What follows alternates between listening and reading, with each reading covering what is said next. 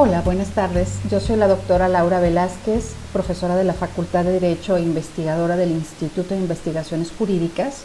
Y antes de iniciar el análisis de la unidad 4 sobre el negocio jurídico, quiero en un primer momento agradecer al director de nuestra facultad, el doctor Raúl Contreras Bustamante, y también a nuestro director del Colegio de Profesores de Derecho Civil, el maestro Miguel Ángel Beltrán, la realización de estas actividades que se van a redituar en beneficio de los alumnos. Bueno, para empezar la exposición, vamos a compartir una diapositiva como apoyo. La unidad 4 consta de 7 temas. El tema 1 habla sobre los antecedentes históricos.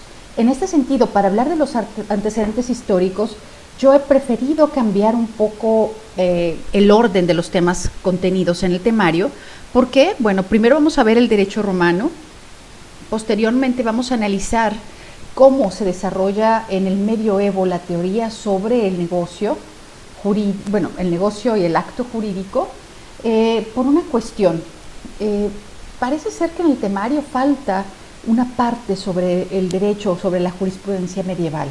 Cuando hablamos del derecho romano, que es un derecho que surge en Roma a partir de las 12 tablas, en el año 450 a.C., y que se concibe como terminación, su punto de terminación, la compilación del emperador Justiniano.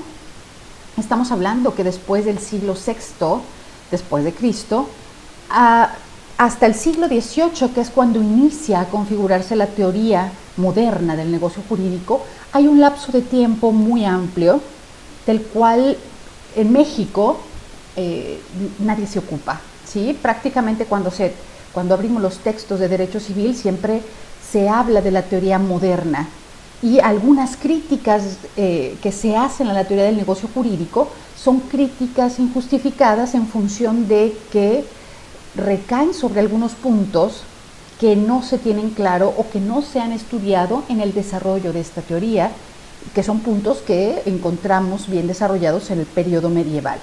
En ese sentido, vamos a hablar del derecho romano. ¿Qué sucede en el derecho romano con el término negotium, negotia en plural, actus también? Y vamos a hablar poco a poco cómo se fue configurando en el medioevo el acto jurídico y el negocio jurídico. Posteriormente vamos a analizar el derecho alemán. ¿Por qué? Bueno, porque cuando hablamos de negocio jurídico estamos hablando de una teoría alemana, y en ese sentido tenemos que analizar primero el derecho alemán porque es donde se configura dicha teoría. En segundo plano vamos a hablar del derecho francés, porque posteriormente el derecho francés es influenciado por el derecho alemán, y en ese sentido el derecho francés crea su propia teoría del acto jurídico. Posteriormente vamos a analizar el derecho español, que es el derecho que toma como fuente el derecho civil francés y que influencia más directamente nuestro derecho civil, para después pasar al derecho italiano, también que en un primer momento, cuando lleva a cabo la recepción de la teoría del negocio jurídico, el derecho italiano fue reconocido como la nueva pandectística, en función de que también tuvo un gran e importante desarrollo en la teoría. Y finalmente vamos a pasar al derecho mexicano para observar cómo se lleva a cabo la recepción de la teoría del negocio jurídico, ¿sí? Bueno, en Roma se utilizaba el término negotium de manera constante en las fuentes de derecho, ¿sí? Entonces Negotia, que es el plural, significa se utiliza con el significado de conjunto de asuntos patrimoniales que interesa a alguien, referidos a actuaciones jurídicas o puramente materiales. Y en ese sentido se habla de negotia pupili, asuntos de los pupilos, negotia furiosi, de los furiosos, negotia absentis, negotia gerere o administrare. También se utilizaba en las fuentes para referirse a actos jurídicos considerados de manera singular o de manera colectiva. Y es en ese sentido que tenemos textos en el digesto donde se utiliza negotium para referirse a la compraventa. En el digesto libro 2, 14:31 y en el digesto 24:1, 31:4. También cuando observamos o estudiamos la estipulación, encontramos otros fragmentos que también refieren a ella como negotium. También en los contratos consensuales en general y en la universalidad de los actos. En todos estos fragmentos se utiliza el término negotium, negotia, para referirse a ellos como negocios. Bueno, en este sentido, tomando en consideración todo lo que analizamos en esta primera parte, podemos observar que el vocablo negotium se utiliza para referirse a todos aquellos fenómenos jurídicos que tienen un tráfico bilateral u oneroso, ¿sí? Todos aquellos actos que tienen un tráfico bilateral u oneroso. En este sentido, no se aplica nunca para referirse a las donaciones y tampoco, y en ese sentido también debemos tener en claro que en los textos jurídicos romanos se utiliza las donaciones como figuras contrapuestas a los negotia gerere a los negotia gerere. Y no se usa para designar los actos de estructura unilateral, como tampoco a los actos de derecho sucesorio. ¿Por qué? Porque los actos de derecho sucesorio en el derecho romano tienen esta estructura totalmente unilateral y de gratuidad, ¿sí? Entonces, podemos sintetizar lo que acabamos de analizar en el sentido de que cuando nos encontramos ante la expresión negotium en las fuentes de derecho romano, podemos observar que es referida a todos aquellos fuentes de las obligaciones que tienen la característica de ser bilateral y onerosa. El término negotium no sirvió a los juristas para la construcción de ningún sistema general de la negociabilidad. ¿Por qué me refiero a un sistema general de la negociabilidad? Bueno, cuando surge la teoría del negocio jurídico en Alemania, esta formulación de la teoría tiene un objetivo sistematizador, ¿sí? Sistematizador en función de que el derecho romano durante el siglo XVI, XVII, XVIII, de hecho antes, con los glosadores, con Irnerio, se retoma el derecho romano como un derecho que puede actualizarse a esos siglos. Depende de la metodología, tenemos el mos gallicus, mos italicus, etcétera, etcétera. Pero en ese sentido, el derecho romano se toma como una fuente de inspiración para construir el derecho de ese tiempo y para resolver los problemas jurídicos de ese tiempo. Bueno, en ese sentido, cuando analizamos el derecho romano podemos observar claramente que los juristas no utilizan el término negotium para construir un sistema, digamos, general de la negociabilidad. Y también aquí vale la pena rescatar una cuestión. Los juristas romanos fueron renuentes en construir un sistema o construir sistemas generales de conceptos. Ellos no querían dedicarse a la construcción de estos sistemas generales de conceptos. La conceptualización que llevaban a cabo fue una conceptualización que se vio influenciada por la metodología del episteme griego Y en ese sentido, los jurisprudentes toman la metodología de la ciencia griega para aplicarla a la construcción del conocimiento de lo jurídico en Roma, pero no como mera actividad filosófica, sino como una actividad que permitía resolver casos concretos. Si los romanos llevaban a cabo la conceptualización, por ejemplo, de usufructo o de compraventa, lo hacían con el objeto de dejar claro cuáles son los elementos que configuran esa institución, y cuando se presentase un caso que encuadrase en ese supuesto, pues al mismo se le aplicaran las reglas de esa institución de la cual se trata. Si la realidad presentaba una situación totalmente diversa o similar a una institución jurídica ya determinada, ya conceptualizada, pero con ciertos elementos que no permitían tener certeza en la aplicación del concepto ya generado, lo que hacían los juristas era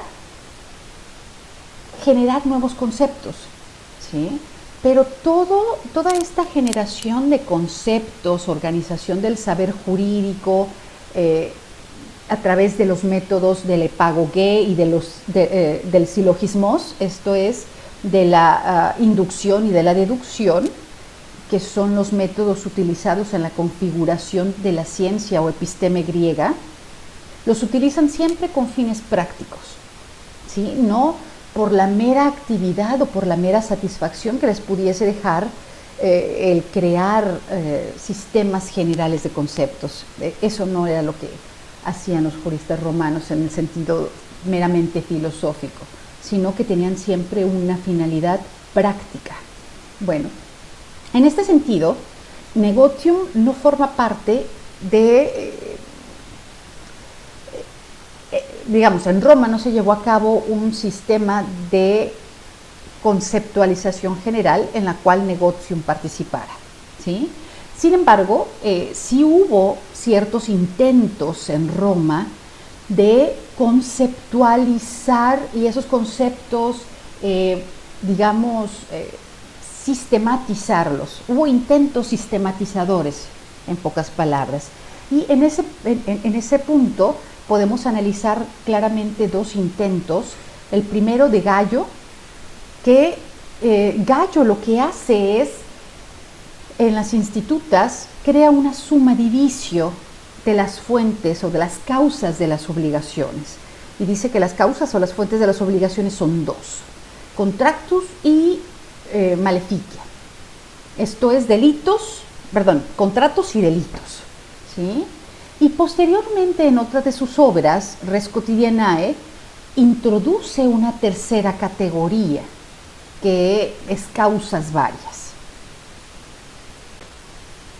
Entonces, con Gallo, ni en su dicotomía de contratos y delitos, como tampoco en su posterior formulación de la tricotomía de las fuentes de las obligaciones en contratos, delitos y causas varias, en ninguna de estas dos sistematizaciones o primigenias sistematizaciones, Gallo no toma en cuenta ni actus ni negotium para formularlas.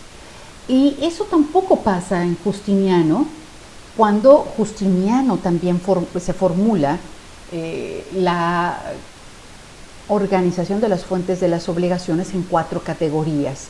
Esto es, contratos, cuasicontratos, delitos y cuasidelitos. Por otra parte, hay una propuesta también de clasificación de las fuentes de las obligaciones en derecho romano clásico, que es de Álvaro d'Ors, en la cual este autor, que me parece de manera muy acertada, considera que las fuentes de las obligaciones de derecho romano clásico son 4.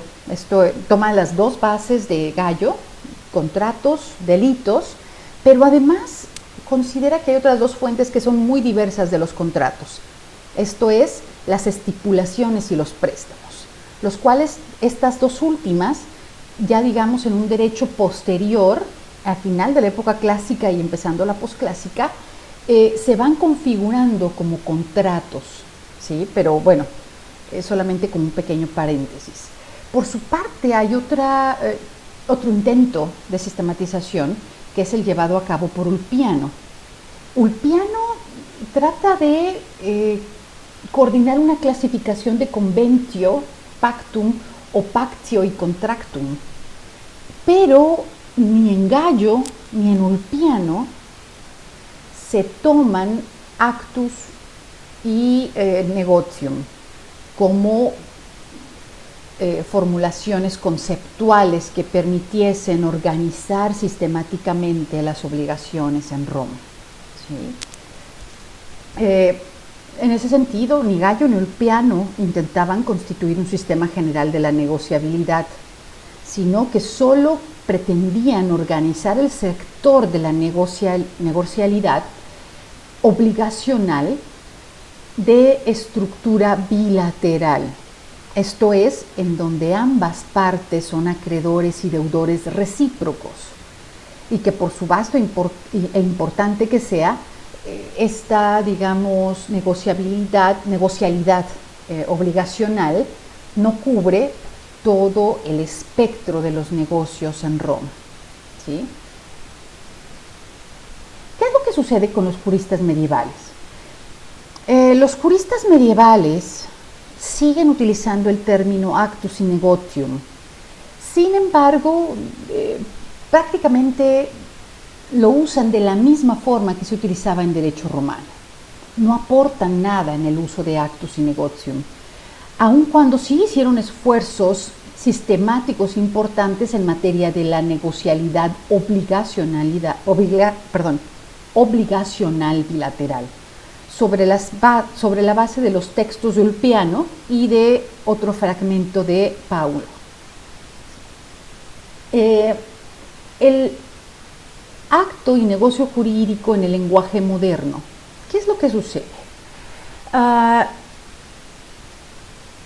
Tanto acto jurídico o actus o negocio jurídico, negotium, cambian en su formulación en la jurisprudencia moderna. Y todo este cambio en la formulación de la jurisprudencia moderna se da porque se emplean estos términos en la constitución de la sistemática obligacional. En ese sentido, debemos también tener en cuenta que ambos términos continuaron siendo empleados en un discurso dogmático ordinario con independencia a su empleo o función sistemática o sistematizadora. ¿Sí? Entonces, en este sentido, aquí podemos hacer una acotación. Cuando hablamos del negocio jurídico, del acto jurídico y del negocio jurídico, podemos observar que podemos hacer un análisis u observar dos fenómenos de los mismos. Uno, la manera en la cual se presenta en el discurso dogmático cotidiano, y otra, la función que estos conceptos tienen como vectores que permitan sistematizar las relaciones negociales y obligacionales. ¿Sí? Vamos a ver las referencias del negocio jurídico en el discurso dogmático, y esto, como les había comentado, tomando en cuenta los juristas medievales. Bueno, en un primer momento podemos referirnos a Johannes Althusius, que según Althusius, un negocio tiene tres requisitos esenciales: voluntas faciendis,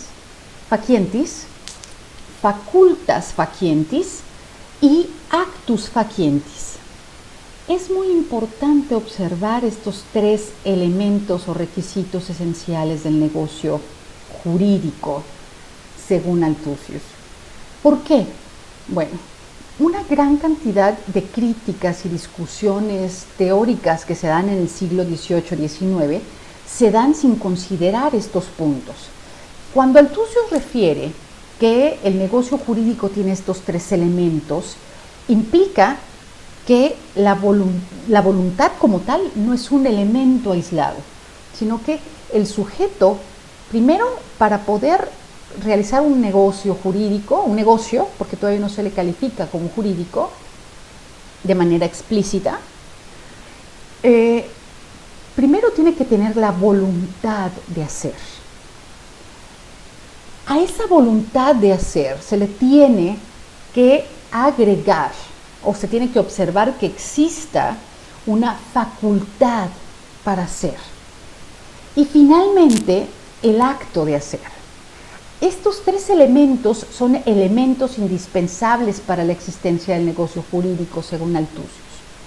¿Y a qué me refiero con que son muy importantes? Bueno, porque la mera voluntad del sujeto no implica que el negocio se configure como tal. Tiene que querer el sujeto, pero además de querer, tiene que estar facultado para hacer aquello que quiere hacer, ¿sí? Y por otra parte, el sujeto, si simplemente quiere hacer algo y está además facultado jurídicamente para hacerlo, estos dos elementos no son suficientes si el sujeto no actúa eficazmente, no lleva a cabo el hecho de manera fáctica, ¿sí? Y eso es muy importante. ¿Por qué? Porque posteriormente se discutió sobre la primacía de la autonomía de la voluntad del individuo en la teoría del negocio jurídico.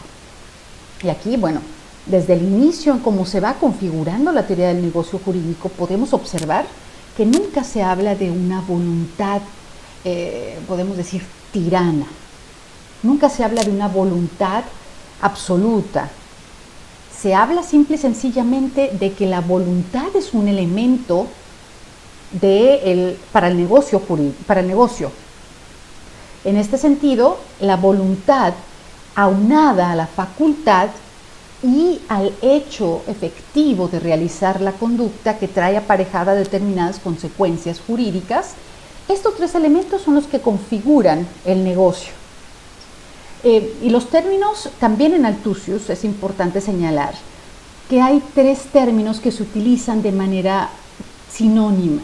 Esto es negotium, actus y factum. Designan indispensablemente las actuaciones humanas relevantes para el derecho. Es un uso que se repite en todas las obras. Negotium, actus y factum. Y esto es muy importante porque, como vamos a ver más adelante, se utilizan sin el adjetivo jurídico o juridicus juridicum, dependiendo del caso. Y después, cuando veamos el significado etimológico, es cuando vamos a observar por qué los romanos, por ejemplo, solo hablaban de negocios y no de negocios jurídicos, ¿sí? ¿Por qué? Porque también hay otras críticas de la civilística, podemos decir, moderna, que dice que los romanos no tuvieron o no pudieron o no quisieron agregar el adjetivo jurídico, y en ese sentido es una deficiencia en su formulación.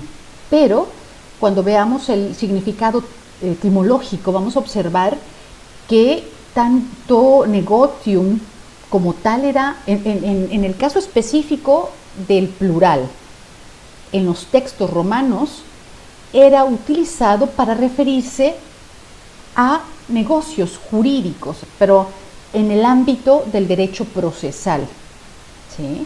Entonces, si negotium, negotia, se utilizaba con ese sentido jurídico, los romanos no vieron la necesidad de agregarle el adjetivo juridicum. Pero bueno, vamos a analizar también que otro teórico importante, que es Hugo Grocio, en De Iure Belli ac Pacis, donde encontramos frecuentemente el término actus en materia convencional obligacional, pero negotium muy pocas veces con el significado de asunto, hecho o actividad. En este sentido, Grocio utiliza más el término actus. Negotium solo lo utiliza 3 veces. Y en ese sentido, el significado es un significado muy genérico, como asunto, como hecho o como una actividad, pero no tiene connotación jurídica. También tenemos a Samuel Pufendorf, en su obra De Iure Naturae et Gentium, utiliza muy pocas veces el término actus como negotium. También hay una obra que es muy importante en el desarrollo del acto jurídico, también del negocio, por ende, que es la obra de Leibniz. Leibniz en su obra utiliza más el término actus y actio, y aparte de utilizarla, le confiere o le reconoce cierto sentido técnico. Leibniz da un contenido más técnico a esta expresión. En sus obras, el término predominante es actus, y en la primera versión presentado bajo la noción general de causa-obligaciones. Esto es, para Leibniz, en Nova Methodus Dicendae Docendaeque Jurisprudentiae, él utiliza el término actus con el significado de causa-obligaciones. Ya con este uso se le da un significado técnico o un significado técnico a actus. Y en esta obra nos dice que la calidad moral de las acciones es eficiente tanto física como moralmente. El actus moralis, a su vez, es descrito como una voluntatis declarativus.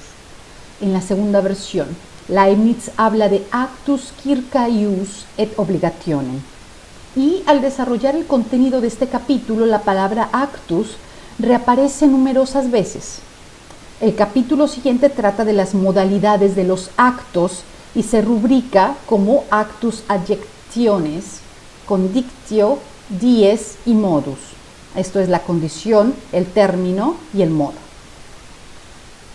Bueno, el carácter excepcional que hemos atribuido a este lenguaje de Leibniz radica en que, como se ha visto, él adelantó algunas definiciones para actus, lo cual inevitablemente permitió la tecnificación del término.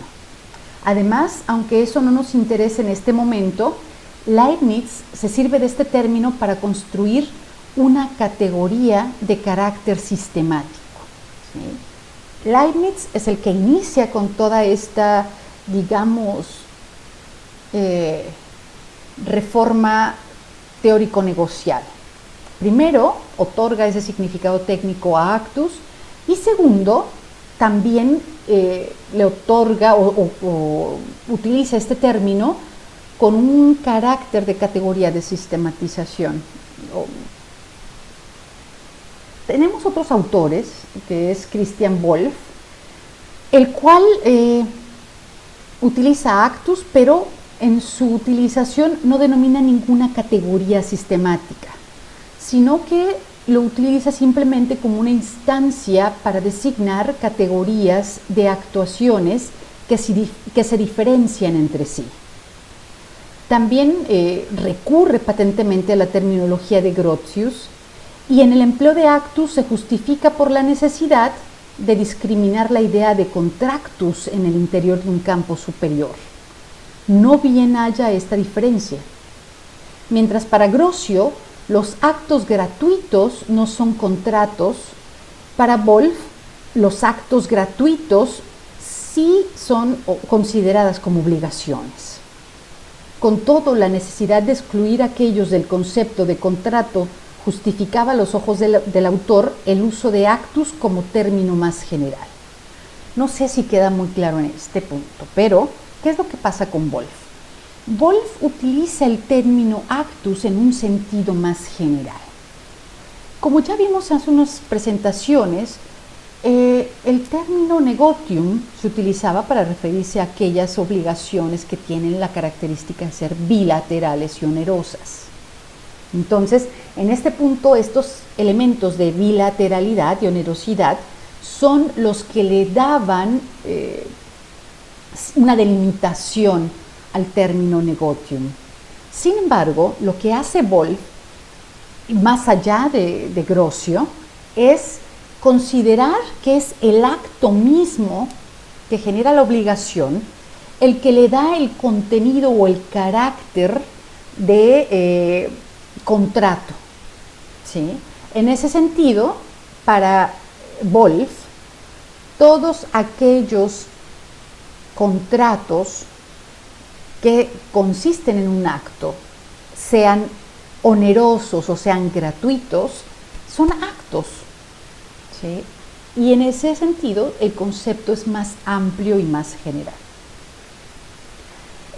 También en Wolf el término negotium no parece relevante, pero se lo advierte muy bien en Darges. Darges es otro jurista que nos dice que nuestros hechos ahora han sido dispuestos de modo que en fuerza de ellos una cierta cosa que pertenece a alguien pueda ser transferida. Ahora no han sido dispuestos para tal. Aquellos son hechos en especial y estos se llaman negocios. Esto es muy importante. ¿Por qué? Porque ya con Darges, negocio tiene más importancia y también se le va dando un contenido técnico. Bueno, ya estamos entrados en esta época humanista. El término negocio siempre sirvió para traducir la voz griega sinalagma, que comparece en 3 textos del Digesto. En el Digesto 50, 16, 19, que es un texto de Ulpiano, en donde se cita la definición de contrato del Aveón como ultro quitroque obligatio. Y se agrega que esto es lo que los griegos llamaban sinalagma. Y también aparece 2 veces en este otro fragmento, que es Digesto 2, 14, 7, 2, donde se cito, dice, dedi tibi rem ut mi aliam daris, dedi ut aliquid facias. Esto, según estos términos, Aristón nos dice que esto es sinalagma. Hay aquí un contrato, dice Ulpiano, que Aristón llama sinalagma. Esta palabra griega no había sido estudiada por los medievales, pero suscitó el interés de los humanistas, quienes la conectaron con la noción de sinalagma de Aristóteles.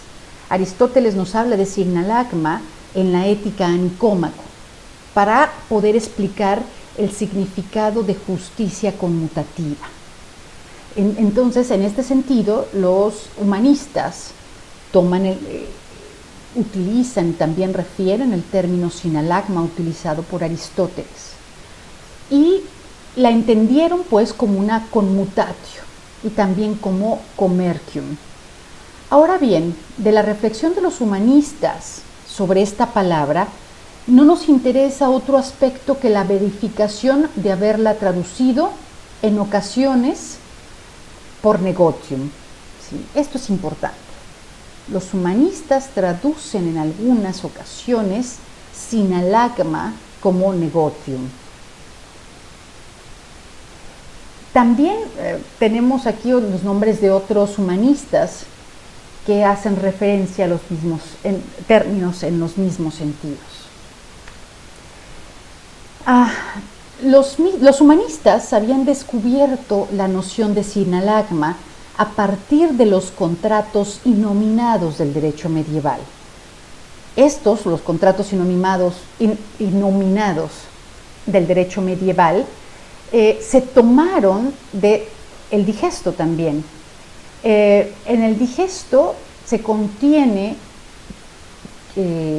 esta categoría de los contratos innominados para referirse a todos aquellos contratos que consisten en una conducta de dar o de hacer. Esto es, son 4 tipos los contratos innominados: doy para que me des, hago para que me des, doy para que hagas o doy o hago para que hagas. ¿Sí? Estas son las 4 categorías. En ellos, en efecto, la idea de sinalagma o negocio se realiza por excelencia según se aprecia a través de una sola formulación. El sinalagma es esta bilateralidad, esto es, una situación en la cual ambas partes participan como acreedores y deudores en la misma relación obligacional. Y esos contratos innominados presentan claramente esta situación sinalagmática. Esto es, yo doy para que tú me des. Ahí claramente se puede observar esta bilateralidad, y en ese sentido la idea de sinalagma en negotium se realiza según se aprecia en la formulación de estos contratos. Y en todos estos casos, un dare o un facere se pone a cargo de cada parte y se genera así una commutatio o un commercium, lo que no sucede en todos los contratos nominados, entre los cuales figuran, por ejemplo, la estipulación, el mutuo, la donación, el mandato, la prenda, en que no hay como tal un intercambio.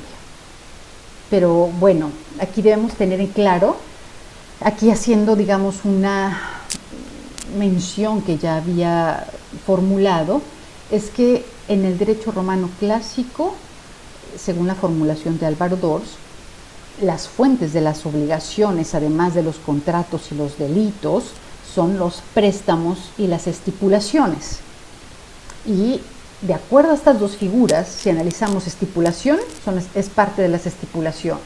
El mutuo es parte de los préstamos. La donación, la donación no entra ahí, es un acto jurídico que vamos a ver gratuito. El mandato sí entra como un contrato, la prenda es un préstamo.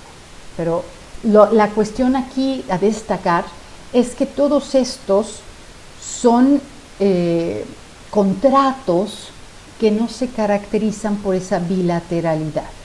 Entonces, claramente, pues, lo que en final de cuentas estaba detrás de estas reflexiones era la idea misma de onerosidad. Ahora bien, esto coincidía con el uso romano clásico de negocio. Según se recordará, ya lo analizamos hace un momento. Los juristas nunca aplicaban ese término a los actos gratuitos.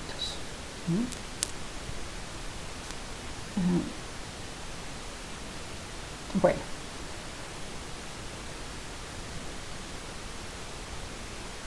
Un segundo.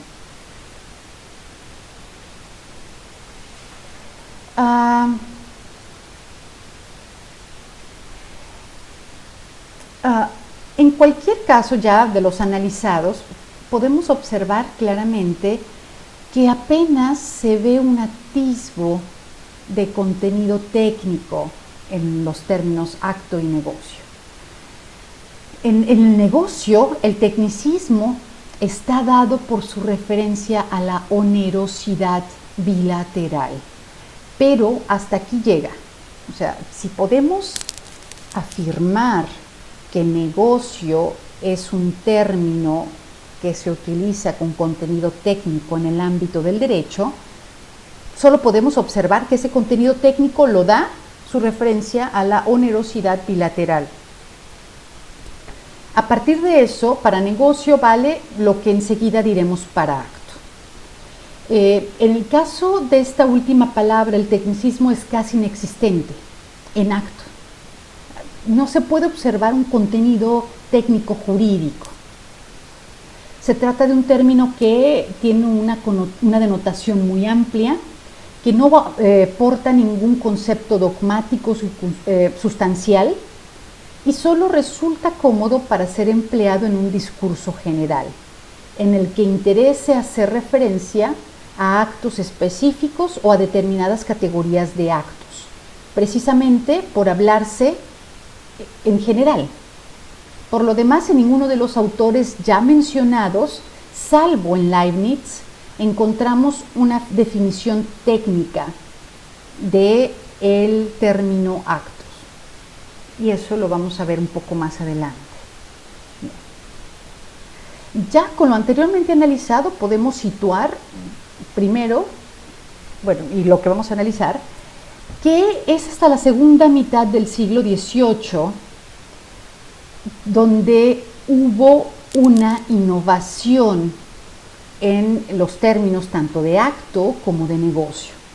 Esta innovación estriba en la aplicación del calificativo, del adjetivo calificativo, juridicus en el caso del acto y juridicum en el caso del negocio, que desde la época romana se usaba exclusivamente con referencia a cuestiones procesales.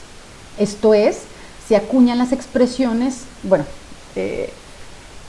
aquí digamos debo separar las dos ideas. Entonces, ¿qué es lo que sucede? Hasta antes del siglo XVIII se utiliza el término actus y el término negotium. En Roma tenía ese contenido y tenía cierto contenido también jurídico ya, pero el contenido jurídico de negocio solamente estribaba en el sentido de que era usado para referirse a aquellas obligaciones bilaterales o de onerosidad bilateral. El actus es un término mucho más general, no tiene un contenido técnico, pero es a mitad del siglo XVIII donde se puede observar que ya se le adjunta el adjetivo calificativo juridicus a actus y juridicum a negocio. Se conforman estas expresiones. Quienes en Alemania empezaron a escribir en lengua vernácula tradujeron tales términos a ella mediante Handlung por acto o por actus y Geschäft por negocio o negotium. Y jurídico fue traducido como rechtlich, juridisch y juristisch. Estos son los términos que utilizaron para referirse. Y bueno, aquí se habla de las lenguas vernáculas por lo siguiente. En el derecho medieval, en el mundo medieval, la lengua con la cual se escribían las obras era el latín. Ya en el siglo XVIII, en Alemania, bueno, lo que ahora es Alemania, porque Alemania estaba en ese proceso de formación, había diversos reinos, cada reino tenía su lengua vernácula. Y poco a poco se fueron escribiendo también ya las obras, algunos autores las escribían en latín y en lengua vernácula. Esto es muy importante porque también ya la lengua germana, bueno, las lenguas vernáculas, poco a poco se van configurando como una lengua oficial. Y prácticamente, poquito más adelante del siglo XVIII es cuando tenemos, por ejemplo, los hermanos Grimm, que participan en la formulación del alemán moderno. Pero bueno, lo que quiero aclarar aquí es que es esa utilización del latín como una lengua común en toda Europa y poco a poco la introducción gradual de las lenguas vernáculas alemanas, germanas, en la formulación de las obras teóricas. Vamos a analizar ahora el origen de la teoría del negocio jurídico. En este sentido es donde vamos a cambiar el orden de los temas. Primero vamos a analizar el negocio jurídico en el derecho alemán. ¿Por qué? Bueno, porque ahí es donde se origina la teoría.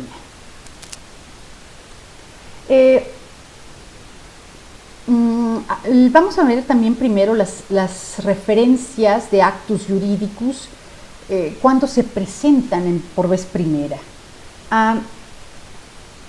Habíamos comentado hace un momento que Leibniz utiliza el término actus y prácticamente se olvida de negotium, pero él desarrolla el contenido técnico de juridicum, esto es, juridicus. De juridicus con referencia a algo general, a algo regido por el derecho. Entonces, esta referencia o este significado se le atribuye a Leibniz. ¿Por qué? Bueno, porque tanto actus, mejor dicho, negotium en Roma antigua era utilizado para referirse también a situaciones jurídicas procesales vinculadas al jus dice. Y en este sentido, durante el medioevo se sigue utilizando con el mismo significado. Pero Leibniz podemos decir que tecnifica y amplía ese significado y Ahora, en la obra de Leibniz, juridicus, referido o utilizado a actus, es un término que refiere a algo jurídico en general. ¿Sí? Este es un punto importante. ¿Por qué? Porque ese algo jurídico en general es aplicado a un término que anteriormente no tenía ningún conocimiento, ningún contenido técnico. ¿Sí? Entonces, en sus Elementa Iuris Civilis, nos dice que actus iuris effectum habentes diebus feriatis expediri non possunt. Potius ad actus voluntarius, seu morales non físicos, attinent. Los actos que tienen efecto de derecho no pueden ser celebrados en días feriados. Mejor atañe a los actos voluntarios o morales no materiales. Entonces, este solamente es un ejemplo, es un fragmento que uso como ejemplo para que puedan observar cómo se utiliza el calificativo iuris para referir al acto, cuando anteriormente acto se había utilizado como un término mucho más amplio y ahora se le acota como jurídico para referirlo generalmente a un fenómeno de derecho. Esta acotación o este uso ya más técnico de Leibniz no tuvo mucha influencia.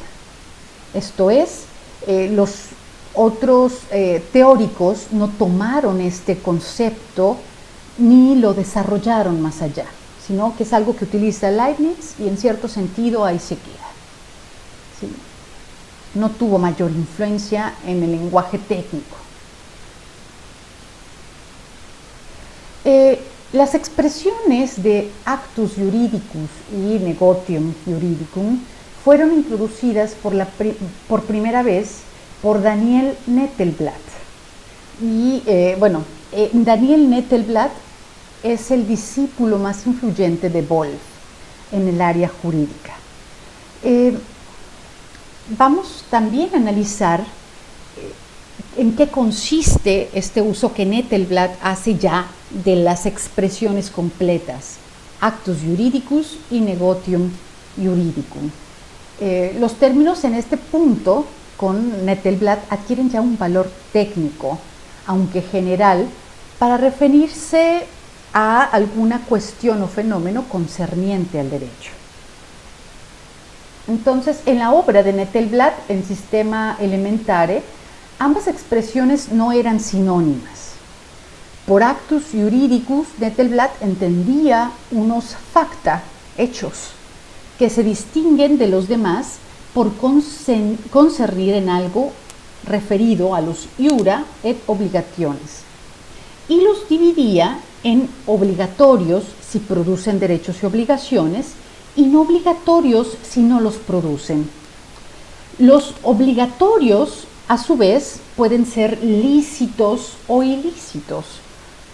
Son ilícitos cuando pugnan con las leyes, cuando son contrarios a las leyes, y son lícitos en caso contrario, esto es, cuando no contrarían las leyes. Ahora bien, son los actos jurídicos lícitos los que reciben el nombre de negotia jurídica. Y en este punto también Nettelblatt los refiere en su obra en alemán. Entonces, para referir a estos negocios jurídicos que son los actos jurídicos obligatorios ilícitos, Nettelblatt los refiere como rechtliche Geschäfte. Por ello, la rúbrica en que trata de esta materia era de actibus juridicis in se spectantis. Esto es en la primera edición de Sistema Elemental. Sin embargo, en la quinta edición, Nettelblatt cambia la formulación de su teoría. Lo que hace es utilizar ya el término acto jurídico y negocio jurídico como sinónimos. Entonces, al utilizarlos como sinónimos, en la quinta edición cambia el tema o el título del rubro, de la parte de estudio. Cuando en la primera edición era de activus, ya en la quinta edición es de negotis juridicis in se expectantis. ¿Sí? ¿Y qué es lo que pasa? ¿Qué es lo que pueden observar? Bueno, con Nettelblatt poco a poco se va posicionando más el término de negocio jurídico, negotia jurídica. Ahora, con relación a la teoría como contenido de los códigos modernos, tenemos que la primera sanción legislativa fue dada por el Código Prusiano en 1794, en el título tercero de su primera rúbrica. En el título tercero de la primera rúbrica, el Código Prusiano nos habla de von Handlungen und den daraus entstehenden Rechte, en lugar de Rechtsgeschäft. ¿Sí? En este punto, ¿qué es lo que pasa con el Código Prusiano? Bueno, el Código Prusiano utiliza la expresión actos jurídicos en lugar de negocio jurídico, aun cuando ya se había avanzado con Nettelblatt en la configuración de negocio jurídico como una categoría abstracta general, sinónima del acto jurídico. Y en ese punto, como el Código Prusiano no recurre al término negocio jurídico, lo que hace es recurrir al concepto de declaración de la voluntad. Y ahí podemos observar, bueno, son más adelante, tengo las presentaciones de la estructura del código, podemos observar que utiliza la expresión Willenserklärung, a que se refiere el título cuarto de la misma parte, que es von Willenserklärungen, de las declaraciones de voluntad. Schlossmann nos dice que quizá el Código Prusiano no utiliza la expresión negocio jurídico porque el Código Prusiano tuvo una gran influencia de un extraordinario jurista que es Ernst Ferdinand Klein. Y en la obra de Klein no se utiliza la expresión Rechtsgeschäft. Sin embargo, hay otra postura que explica esta situación y Guzmán Brito nos comenta que Klein no utiliza en su obra, en su System des preußischen Zivilrecht, no utiliza el término Rechtsgeschäft porque el Código Prusiano no lo contenía. Entonces, si no lo contenía, Klein decidió hacer su desarrollo teórico de acuerdo a los términos contenidos en ese Código Prusiano. Bueno, en este sentido, esta teoría que inicia con Nettelblatt continúa, fue un desarrollo teórico fructífero y todos aquellos que conformaron la escuela de Nettelblatt continuaron con la utilización de los términos negocio jurídico y acto jurídico. Entre ellos podemos encontrar a Adolf Dietrich Weber, a Ernst Christian Westphal, a Christian Friedrich Gluck y a Christoph Christian Dabelow, que son discípulos de Nettelblatt. También encontramos que, según Dabelow,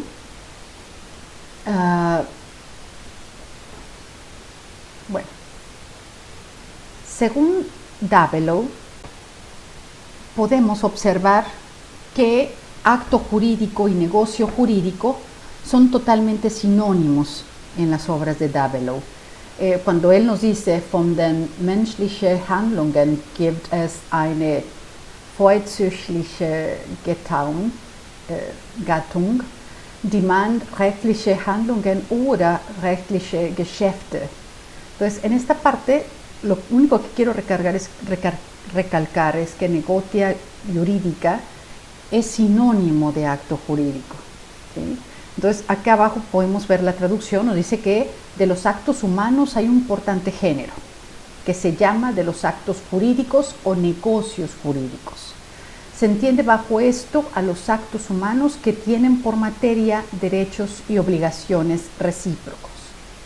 Entonces, lo que hace Dabelow es tomar la terminología de su maestro Nettelblatt, que ya utiliza negocio jurídico y acto jurídico, en la quinta edición como sinónimos, y le adscribe la característica de estos negocios que se observaba desde el derecho romano, que es el carácter de sinalagmático, esto es sinalagma, de que son actos jurídicos o son obligaciones recíprocas. Y también tenemos que la teoría de Nettelblatt no solo se quedó en su escuela, sino que también fue fructífera y fue una gran influencia para otros teóricos como Karl Christoph Hofacker, Karl Ludwig Boehmer, Gustav Hugo y Anton Friedrich Justus Thibaut. Este último, Thibaut, es muy importante y fue una figura muy importante en el proceso de codificación del derecho civil en Alemania. Entre Thibaut y Savigny hubo una gran confrontación porque Savigny no quería permitir que se llevase a cabo la codificación del derecho civil y Thibaut era uno de los principales promoventes de la codificación, aunque en este punto, analizando todos los argumentos alrededor de esta discusión, me parece que tenía mucha más razón Savigny, porque Savigny lo que quería era evitar que el derecho civil se automatizara y que perdiera contenido y que perdiera esa vivacidad de discusión dogmático-teórica que perdió con la codificación. ¿Por qué? Porque al momento en que se codifica el derecho civil, la problemática a discutir ya es meramente cuestiones formales de contenido del código, eficacia, aplicabilidad, etcétera, pero ya no son discusiones teóricas profundas. Entonces, en esta batalla podemos decir que hubo entre Thibaut y Savigny, Savigny ganó un poco de tiempo y retrasó la formulación del BGB 100 años, que es cuando entra en vigor en 1900. Pero bueno, aquí lo que vamos a analizar es una evolución, o mejor, más que evolución, vamos a analizar algunas definiciones de juristas alemanes, iniciando por Nettelblatt. Bueno, entonces tenemos a Nettelblatt que nos dice actus juridicus dicitur qui iura et obligationes concernit. Esto es, se llama acto jurídico al que concierne a derechos y obligaciones. También tenemos a Dabelow, solo voy a hablar del significado en español para ahorrar un poco de tiempo, y nos dice que se entiende bajo esto los actos jurídicos o negocios jurídicos que tienen por materia derechos y obligaciones recíprocos. Por su parte tenemos a Boehmer, que también nos dice que el negocio es un hecho lícito que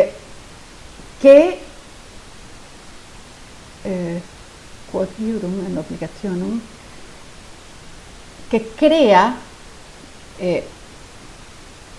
perdón, no es crea,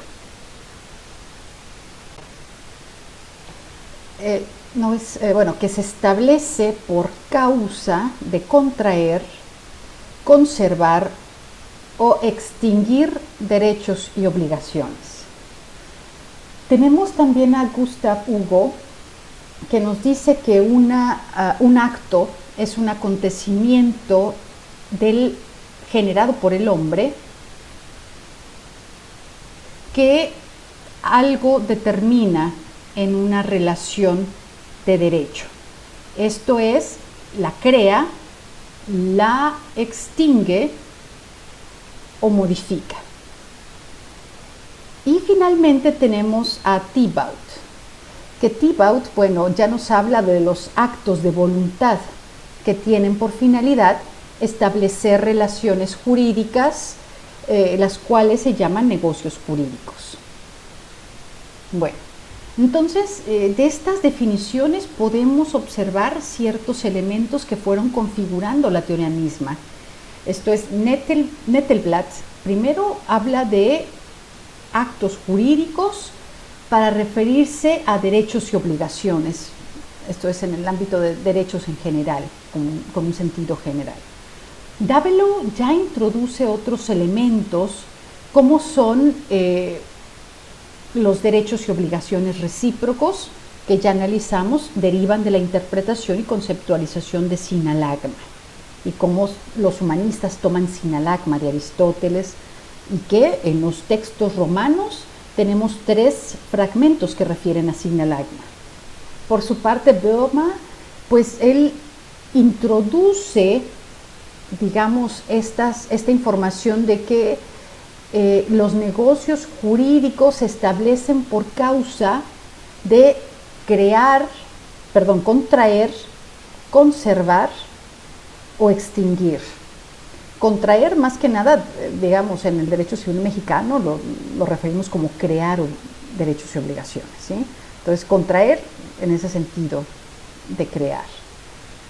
Y en el caso de Gustav Hugo, tenemos los elementos de que el acto prácticamente determina en una relación de derecho porque crea y extingue o modifica, ¿sí?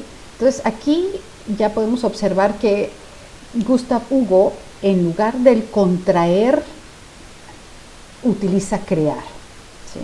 Y finalmente a Thibaut, que formula un concepto ya general, los actos de voluntad que tienen por finalidad establecer relaciones jurídicas que se llaman negocios jurídicos.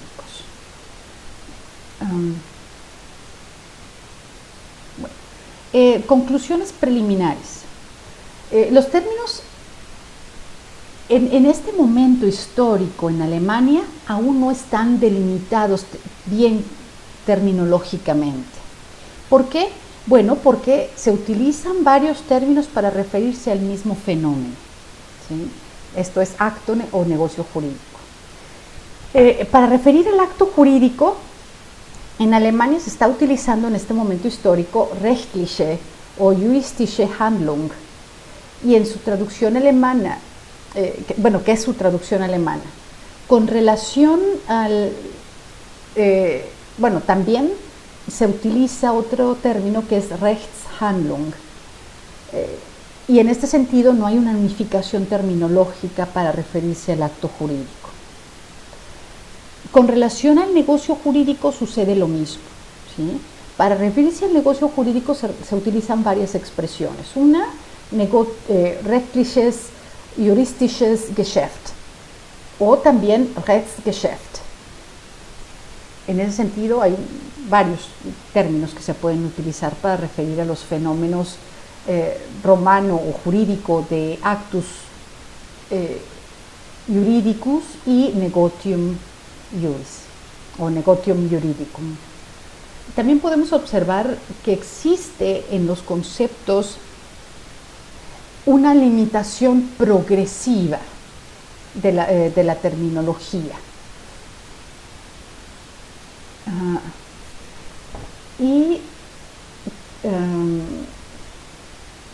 Hay una distinción del género actus como handlung y su especie como actus juridicus, o bien como negotium juridicum, en el sentido que ya lo habíamos comentado. Entonces, aun cuando existen varias expresiones que se refieren al mismo fenómeno, poco a poco hay una progresiva delimitación terminológica. Con Arnold Heise tuvo una función muy importante en la fijación y en la unificación ya de la teoría del negocio jurídico. Lo que hace Arnold distingue entre Handlung y Rechtsgeschäft. En uno de sus capítulos, titulado Von den Handlungen, se establece, von den Handlungen, de los actos jurídicos, se establece ya los actos jurídicos como un género. ¿Por qué? Porque dentro de este tema entra ya una sección, o sea, un subtema, que se titula Von den Rechtsgeschäfte, de los negocios jurídicos.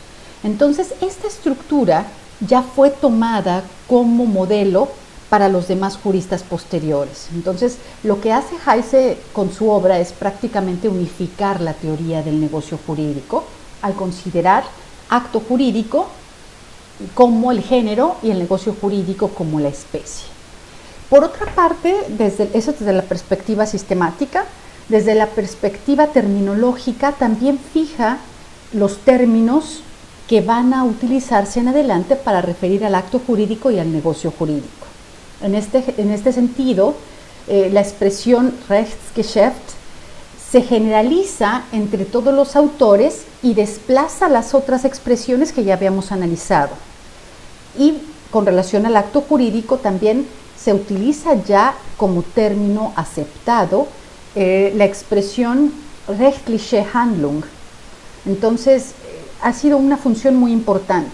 También desde el ámbito, desde el punto de vista sistematizador, con Heise prácticamente la relación entre Handlung y Rechtsgeschäft quedó convertida en una relación o una distinción meramente lógica, ¿sí? En lo que comentábamos hace un momento.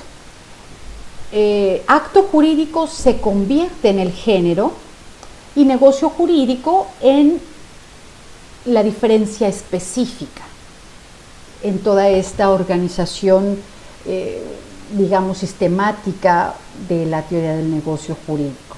Incluso el término acto jurídico llega a ser ignorado o a desaparecer en la obra de algunos otros juristas, por ejemplo, como Windscheid, Werner, Dernburg y Heinrich. Algunos otros la siguen utilizando, pero bueno, digamos, Arnold Heise fue muy importante en cuanto a la unificación de términos y organización teórica de la teoría del negocio jurídico. Se formularon posteriormente nuevas definiciones. Sin embargo, todas ellas coincidían con las primeras aproximaciones que ya hemos expuesto.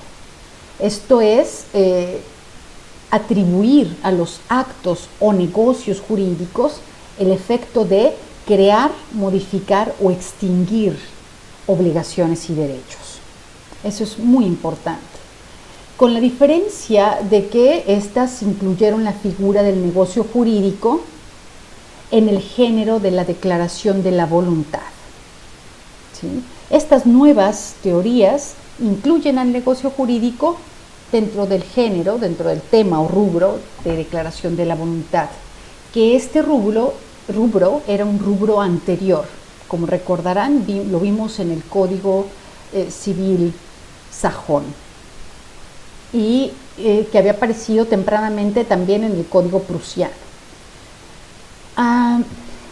Entonces, podemos decir que después de todo este proceso de unificación terminológica, determinación lógica sistemática, etcétera, etcétera, se construye un concepto de negocio jurídico concibiéndolo como la declaración de la voluntad privada dirigida a la creación, extinción o modificación de derechos.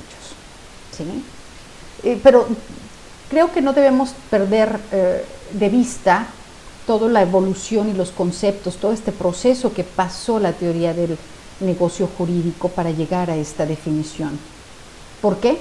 Porque aun cuando se generaliza como la declaración de la voluntad, debemos tener en mente que no siempre, o que no es una voluntad arbitraria o que no es una voluntad dictadora o una voluntad tiránica, ¿sí? Sino que es una voluntad regulada por el mismo derecho. pero que prácticamente el acto por medio del cual se generan estos derechos y obligaciones es la voluntad misma. ¿Por qué? Porque el ordenamiento jurídico da a los particulares la facultad de que así lo hagan. Y aquí en esto, bueno, como mera referencia, me da que pensar con una de las de las normas jurídicas analizadas por Hart. Esto es que no todas las normas jurídicas son prohibiciones, o no todas las normas jurídicas se conciben con una estructura lógica de hipótesis y consecuencia jurídica, sino que también hay ciertas normas jurídicas en las cuales el sistema normativo deja a los particulares la posibilidad de optar hacerlas o no hacerlas. Esto es, el sistema jurídico no nos puede obligar a contratar. El contrato mismo surge de que nosotros queremos realizar ese acto y al realizar ese acto producir las consecuencias jurídicas. Por eso todo en este proceso medieval de discusión de la voluntad y de los actos morales, etcétera, entra el concepto de declaración de la voluntad como un elemento que origina las consecuencias jurídicas, pero las origina no porque se hable de una tiranía de la voluntad, sino porque se habla de la voluntad que a la vez está facultada por el derecho para producir esas consecuencias jurídicas. Bueno, ahora vamos a hablar ya en concreto de los derechos, vamos a hablar del derecho alemán y de las demás naciones que ya mencionamos. Entonces, podemos hablar solo de Alemania a partir de 1871 y 1918, que Alemania sufre un proceso de unificación política y se unifica al forjarse el imperio alemán. En este sentido, el primer código alemán auténticamente fundado en la pandectística es el Bürgerliches Gesetzbuch für die Königreich Sachsen de 1863. Este código, el código sajón, vamos a llamarlo así, dedica sus parágrafos 88 a 115 a los Rechtsgeschäfte, como parte de una sección más amplia que es Handlungen. Entonces, aquí podemos decir, en pocas palabras, que el Código Civil sajón lo que hace es poner como género el acto jurídico y como especie el negocio jurídico.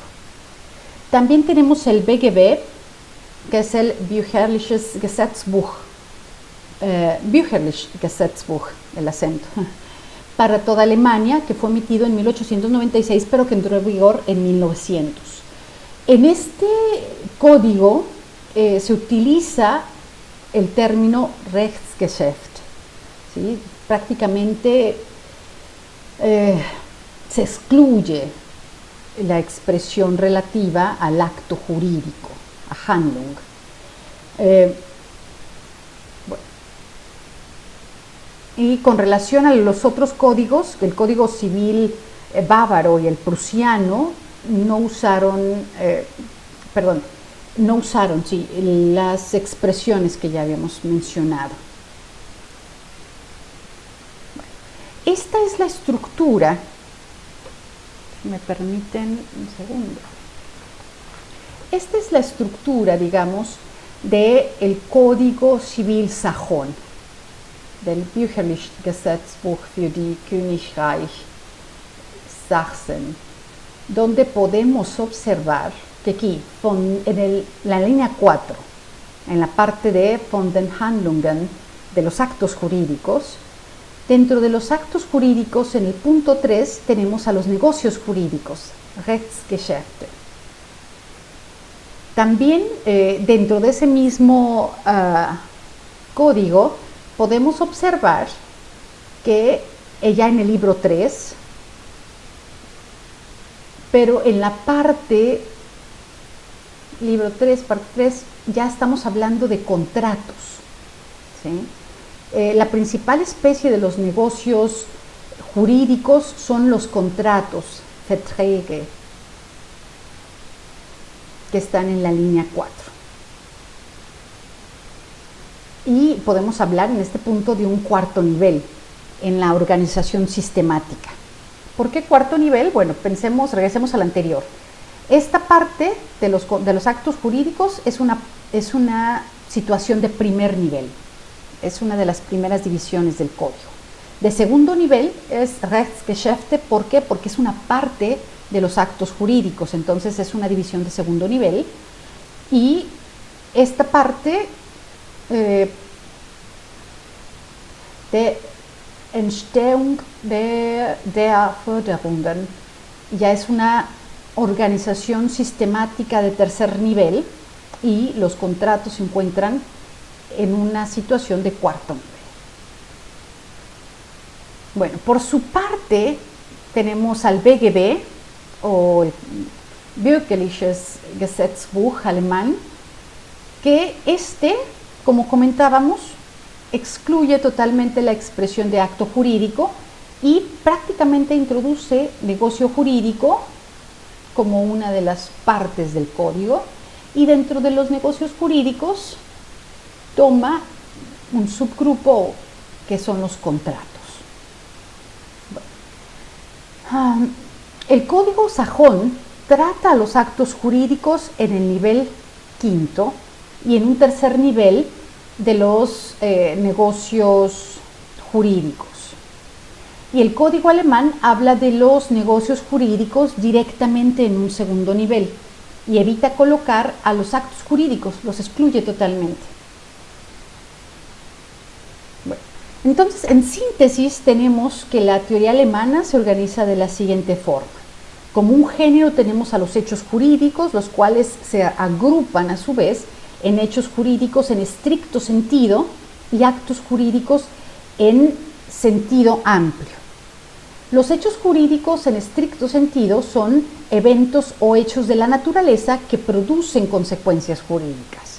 Y dentro de los actos jurídicos en sentido amplio, tenemos a los actos jurídicos en sentido estricto y al negocio jurídico. Estos dos grupos se diferencian de acuerdo a las discusiones doctrinarias por las siguientes razones. Bueno, los actos jurídicos en estricto sentido se subclasifican a su vez en actos lícitos, actos ilícitos, y los ilícitos en civiles y penales. Pero podemos decir que todos los actos jurídicos en estricto sentido son conductas humanas lícitas o ilícitas que constituyen el supuesto de una norma, y por ello los efectos son determinados por la ley. Por su parte, el negocio jurídico es la declaración de voluntad privada dirigida a la creación, extinción o modificación de derechos y obligaciones. Los efectos son determinados por las partes, y coincide el negocio jurídico alemán con la parte de los contratos en la teoría francesa.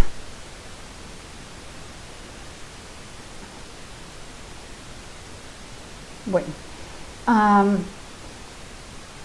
y vamos a también mencionar, no puede faltar Savigny. Savigny define al negocio jurídico como la manifestación de voluntad del agente dirigida a la constitución o a la disolución de una relación jurídica. El término negocio jurídico y lo fundamental de su dogmática se deben a la pandectística alemana en su intento de sistematizar la ciencia jurídica para establecer criterios que faciliten la solución de problemas prácticos en supuestos en que la autonomía de la voluntad juega un papel relevante. Y vuelvo a acotar aquí y les vuelvo a hacer referencia. Prácticamente los negocios jurídicos podemos observarlos como aquella categoría de las normas jurídicas considerada por Hart como facultades. Esto es, aquellos casos en los cuales el sujeto es libre de decidir hacer o no, producir o no determinadas consecuencias, pero si quiere producir determinadas consecuencias, debe realizar el negocio jurídico conforme lo establece la ley para que ese acto pueda producir las consecuencias adscritas al mismo negocio.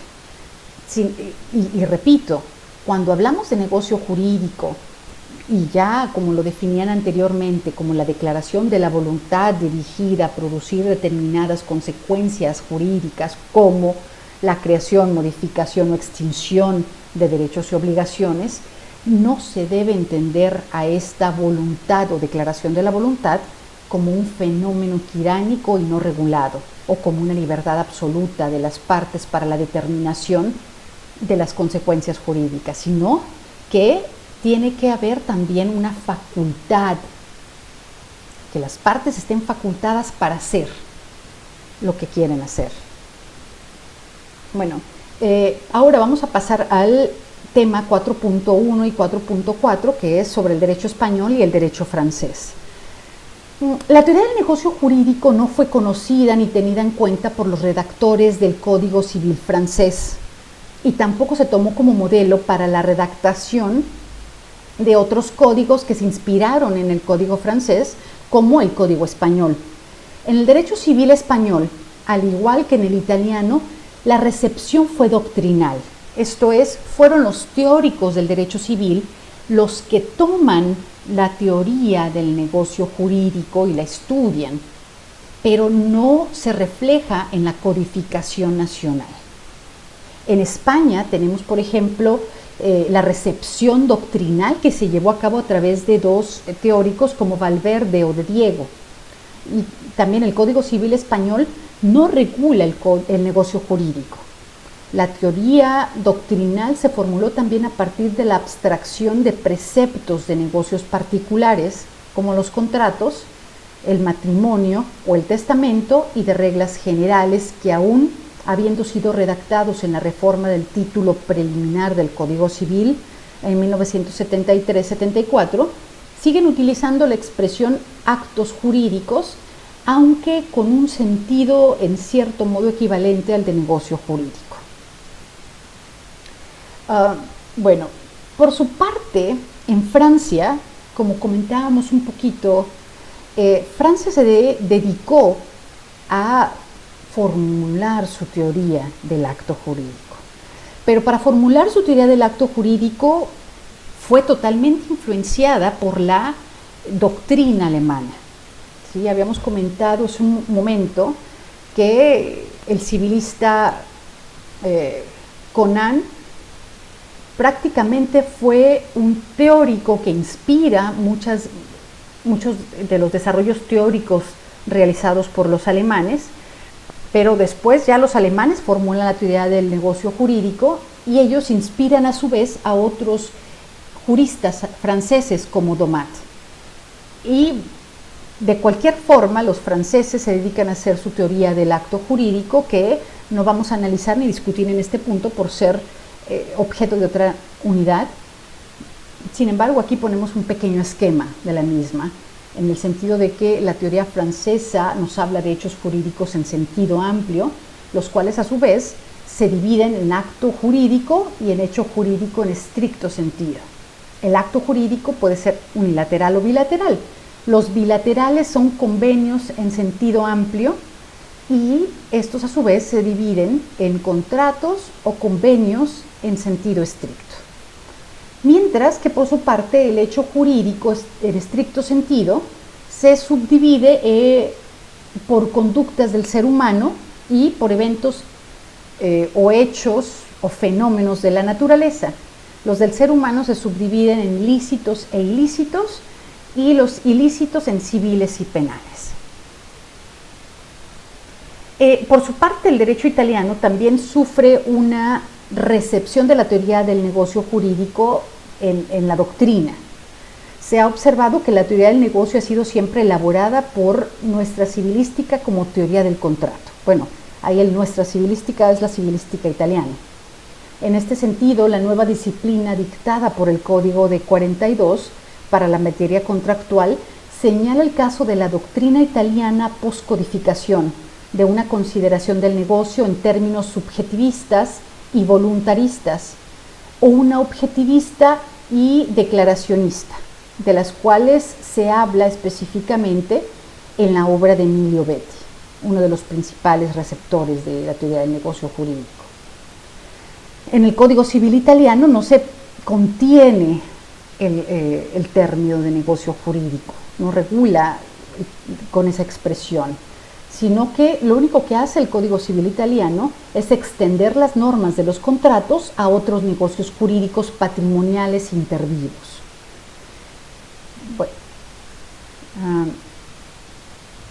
ahora vamos a analizar el negocio jurídico en el derecho civil mexicano.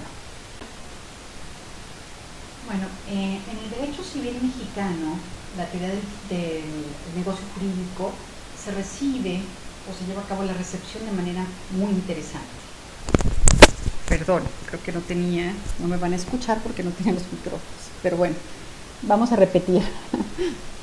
En México, en el derecho civil mexicano, la recepción de la teoría del negocio jurídico se lleva a cabo de manera muy interesante.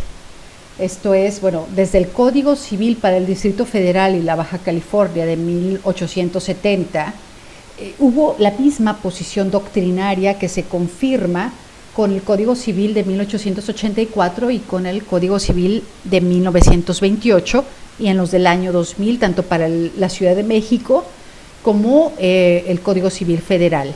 En este sentido, el sistema jurídico mexicano sistematiza el hecho jurídico en un sentido amplio, conforme a la teoría francesa. En este sentido, se regula el acto jurídico como la conducta humana unilateral o bilateral lícita, en la que su autor o autores quieren sus efectos jurídicos y los mismos se encuentran previstos por la ley. Dicha sistematización o dicho orden fue roto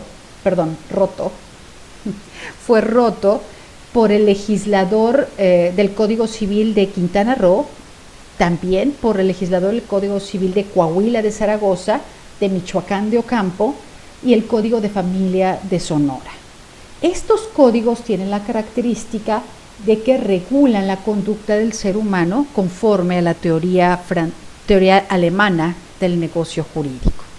Bueno, hasta aquí con los antecedentes históricos. Ahora vamos a analizar la definición del negocio jurídico.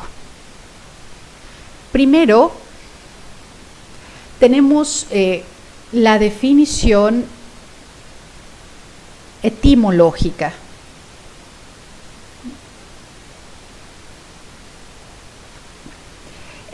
Negotium es un sustantivo compuesto.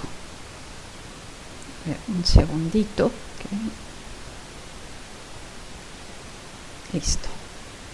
Entonces, negotium es un sustantivo neutro compuesto de nec, que es neque o no, y otium, esto es no ocio. El significado o los posibles significados son los siguientes: es el hecho de estar ocupado, trabajo, negocio, objeto a considerar en una situación, esto es un asunto, una cuestión, una materia, y lo que concierne a un individuo, su negocio o intereses. Estos son algunos de los posibles significados generales. Sin embargo, lo que ya comentábamos en una primera parte, negotium tiene un significado especial, un uso especial, cuando se utiliza en plural en el ámbito del derecho. Esto es, su significado jurídico es de proceso o juicio. Y esto lo podemos observar en Gallo 4.184 y en Aulogelio 3.16.12. Negotium etiam contractum et obligationem significant, et quod Graeci sinalagma. Esto es, contrato y obligación también significa lo que los griegos llaman sinalagma. Esto es de acuerdo al texto de Glare de Oxford Latin Dictionary y también al lexicón jurídico. Ahora vamos con el término juridicus juridicum, que es un adjetivo que desde la época romana se usaba exclusivamente con referencia a cuestiones procesales, esto es, a la administración de justicia. Cuando decimos juridicus o juridicum, es un adjetivo yuxtapuesto al jus, al jus dicere.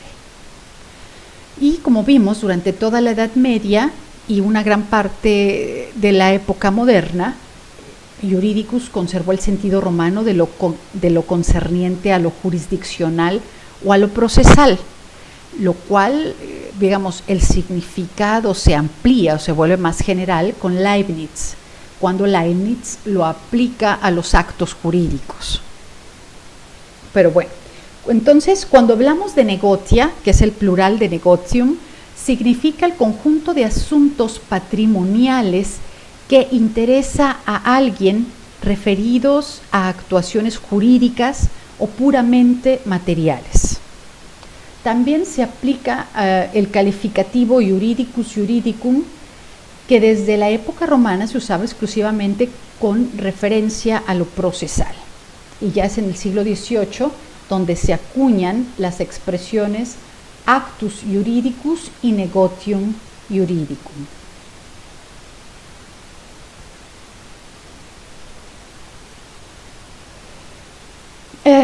En realidad la primacía de juridicus con referencia general, es lo que habíamos comentado, corresponde o fue formulada por Leibniz, cuando él en sus Elementa Iuris Civilis afirma lo que ya habíamos leído, esto es, los contratos que tienen efecto de derecho no pueden ser celebrados en días feriados, etc.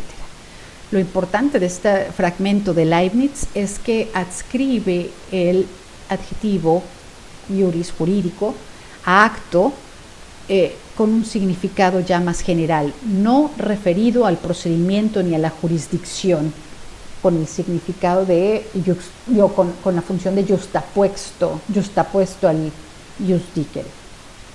Bueno, ahora vamos a analizar el significado jurídico.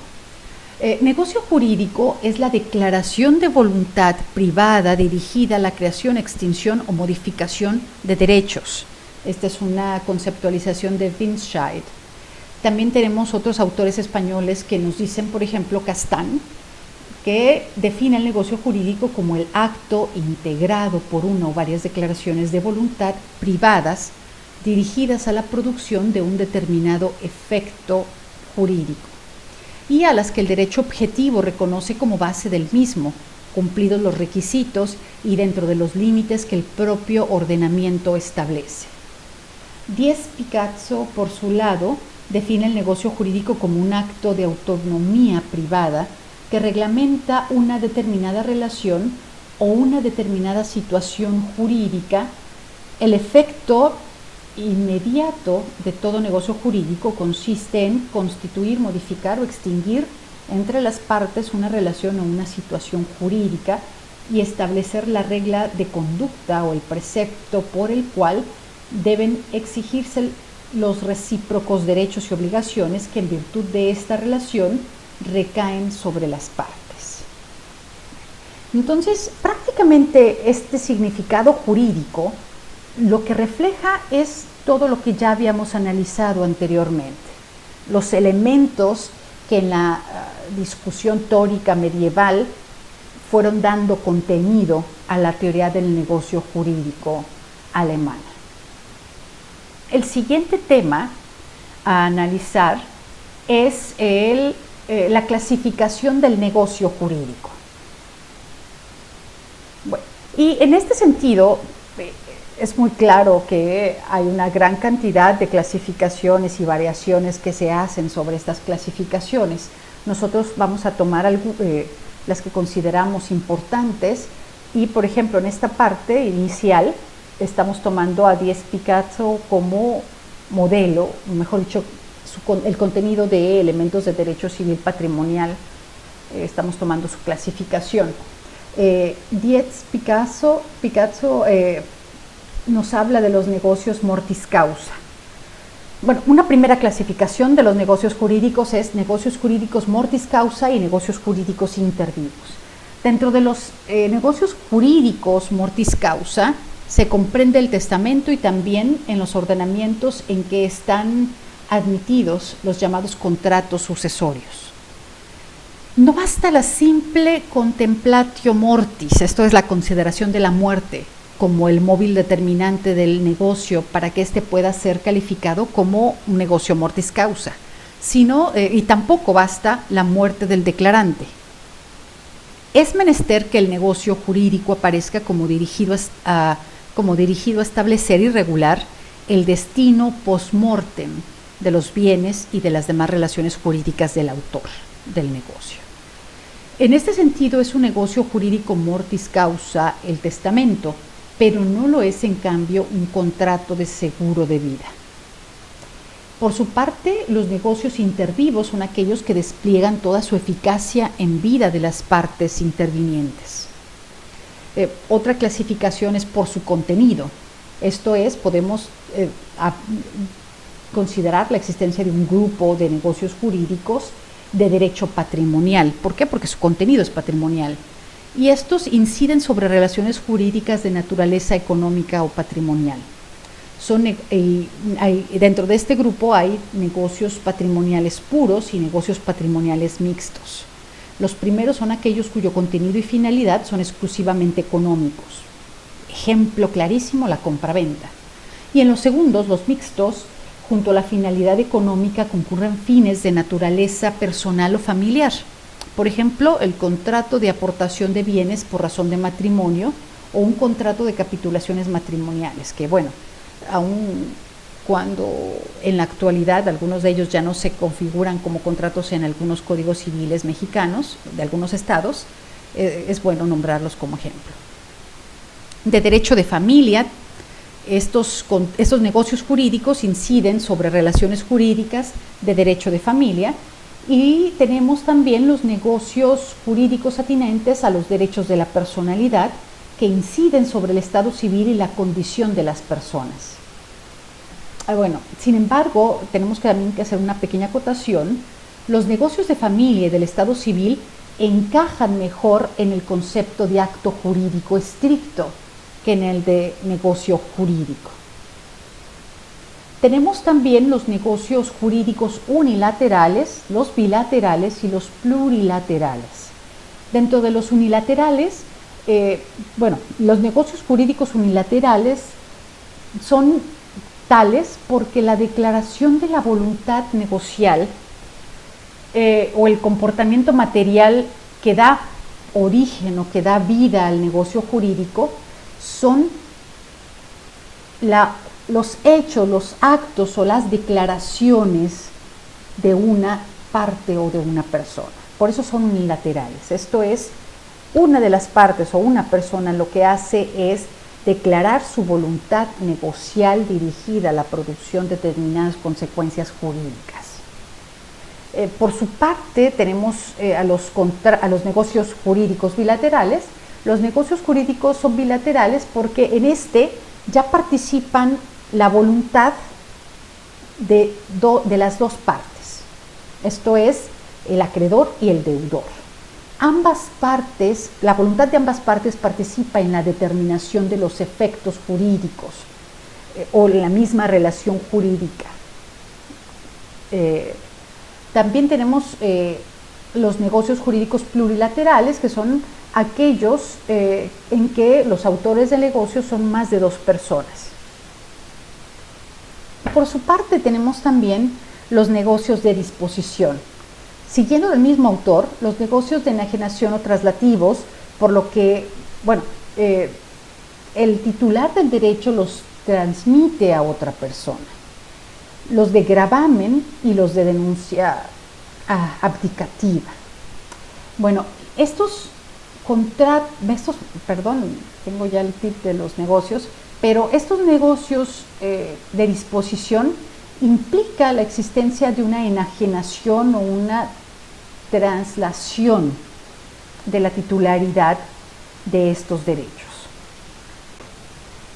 Por su parte, los negocios jurídicos de administración son aquellos, son unos negocios jurídicos cuya delimitación o conceptualización no es unívoca, esto es, existe una discusión en cuanto a la determinación del contenido. Y estos negocios jurídicos de administración tienen una finalidad diversa a los negocios de disposición. En los de administración, la finalidad es conservar y defender los bienes que forman parte de un patrimonio. Y también los bienes que van dirigidos a obtener a obtener de los bienes aquellos rendimientos que normalmente debe proporcionar de acuerdo al destino económico. Entonces, los negocios de administración tienen esa finalidad, conservar y defender los bienes de un patrimonio y los bienes que producen rendimientos. En función de los rendimientos, estos rendimientos son los que deben ser mantenidos. Otra de las clasificaciones es los negocios jurídicos lucrativos, que son aquellos negocios en los que una de las partes recibe el beneficio lucrativo y la otra parte no recibe nada. Entonces, son lucrativos solamente para una de las partes. Otra de las categorías son los negocios onerosos. Los negocios onerosos son aquellos en los cuales ambas partes participan recíprocamente de los derechos y de las obligaciones. ¿Sí? Ambas partes son acreedores y deudores recíprocos en la misma relación jurídica. Por ejemplo, tenemos el arrendamiento. Tenemos también los negocios jurídicos conmutativos, que son aquellos negocios onerosos en los que hay una relación de equivalencia en las prestaciones predeterminadas de antemano. Un ejemplo de ello es la permuta. Esto es un contrato en virtud del cual se cambia una cosa por otra. Tenemos los negocios jurídicos aleatorios, que son aquellos negocios onerosos en los que la prestación de una de las partes queda pendiente en su realización de un acontecimiento incierto. Por ejemplo, una apuesta o un contrato de seguro. Tenemos los negocios formales que requieren para su validez una forma ad solemnitatem. Esto es, son negocios que sin ese requisito de formalidad o solemnidad no pueden existir jurídicamente. Y los negocios jurídicos no formales, que son aquellos que no requieren una forma especial para que sean válidos. Tenemos otras clases como los negocios jurídicos típicos, que son aquellos que tienen su propia disciplina normativa en el ordenamiento jurídico. Esto es, el Código Civil, el ordenamiento civil, regula de manera explícita, clara y concisa estos negocios jurídicos. Los atípicos son aquellos que carecen de ese reconocimiento expreso en el ordenamiento jurídico y en este sentido carecen de un régimen legal propio. Tenemos los negocios jurídicos conexos, que son aquellos que necesariamente están vinculados a otros negocios. Por ejemplo, un negocio accesorio como las capitulaciones matrimoniales respecto al matrimonio. ¿Sí? Las capitulaciones matrimoniales es un negocio jurídico conexo del matrimonio. Otro ejemplo es la hipoteca respecto de la obligación principal de préstamo al cual la hipoteca se utiliza para garantizar. Y tenemos los negocios jurídicos coligados, que son aquellos negocios que por voluntad de las partes están relacionados con otros negocios. Por ejemplo, la compraventa de un inmueble relacionada con un contrato de arrendamiento. También tenemos, digamos, una categoría de de negocios jurídicos anómalos. Dentro de estos negocios jurídicos tenemos tres tipos, que son el negocio jurídico simulado, el negocio jurídico fiduciario y el fraude de ley. En el primer caso, cuando hablamos de los negocios jurídicos anómalos, el negocio jurídico simulado, en este existe una simulación negocial cuando con fines lícitos o ilícitos se oculta bajo la apariencia de un negocio jurídico otro propósito negocial, ya sea que este contrario a la existencia misma, ya sea por el propio hecho, por el propio... a ver, un segundito ya. Bueno, una disculpa, es que la clase tan larga también ya agota y es muy difícil hacer una clase video, pero bueno, Entonces, en este negocio jurídico simulado, lo que tenemos es de que las partes realizan formalmente un negocio, ocultando materialmente la realización de otro. Y dentro de este negocio simulado tenemos otros dos tipos, tenemos una subclasificación, que es una simulación, un negocio jurídico de simulación absoluta y un negocio jurídico de simulación relativa. Por su parte, tenemos el negocio jurídico fiduciario. Este negocio jurídico fiduciario es aquel por virtud del cual una persona, que es el fiduciante, transmite a otra, el fiduciario, la propiedad de una cosa o la titularidad de un derecho para lograr una finalidad práctica. Esta finalidad puede ser de garantía, y en el derecho romano se clasificaba este contrato fiduciario en la fiducia cum amico o la fiducia cum creditore. Entonces, este negocio fiduciario puede ser de garantía cuando se realiza con el acreedor y puede ser de administración cuando se realiza con un amigo. Y finalmente tenemos el fraude a la ley. En el caso del fraude a la ley son negocios aquellos que se utilizan para eludir normas dictadas para regular otro negocio. Aquel precisamente cuya regulación es la que corresponde al resultado que se pretende conseguir con la actividad puesta en práctica. ¿Qué quiere decir esto? Bueno, una persona utiliza o quiere eludir la aplicación de ciertas normas jurídicas y para eludirlas realiza otro acto diverso a aquel que debe realizar. Y en ese sentido lo que hace es darle vuelta a la aplicación de la ley. Bueno, hasta aquí es todo con relación a la clasificación del negocio jurídico.